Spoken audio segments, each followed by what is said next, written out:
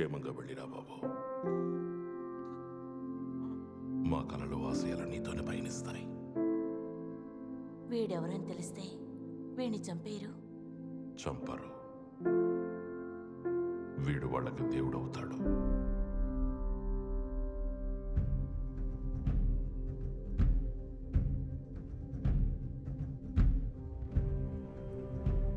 తన కలల్ని నిజం చేసుకునివ్వకుండా సమాజమే తన భవిష్యత్తుని నిర్ణయించకూడదు.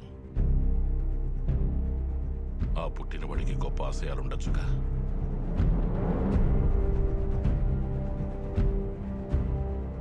మా అబ్బాయి ఆ బస్లోనే ఉన్నాడు. క్లార్క్ ఏం చేశాడో కళ్ళారా చూశాడు. నువ్వు కారణ జన్ముడివి. ఈ ప్రపంచాన్ని తీర్చిదిద్దాల్సిన వాడివి నువ్వే. నేను మిమ్మల్ని నాన్న అని పిలవచ్చా? నేను మీ నాన్ననే. ఏదో కారణం చేతే నువ్వు ఇక్కడికి పంపించబడ్డావు. నువ్వు నీ జీవితాన్ని పణంగా పెట్టైనా సరే ఆ కారణమేమిటో తెలుసుకోవాల్సిన బాధ్యత నీ మీద ఎంతైనా ఉంది.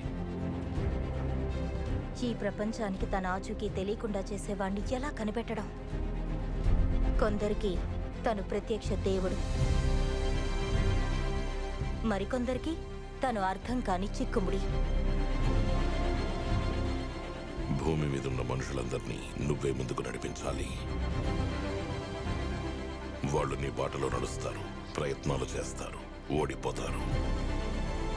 కానీ వాళ్ళల్లో గెలవగలవన్న నమ్మకాన్ని తీసుకురావాలి. భవిష్యత్తులో వాళ్ళు అద్భుతాలు సృష్టించడానికి సహాయపడాలి.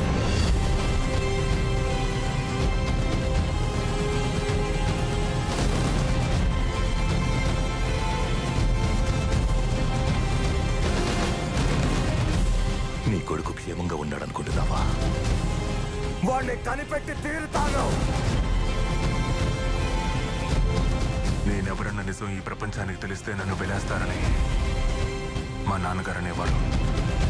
అంత త్వరగా నన్ను మీలో ఒకటిగా చేర్చుకోలేరు. మీరేమంటారు? ఆ ఎస్కి అర్థమేంటి? ఇది ఎస్ కాదు, ఇది నమ్మకానికి చిహ్నం. మేమిక్కడ దాన్ని ఎస్ అనే అంటాం. నాకేమో అది ఇప్పుడే వస్తాను.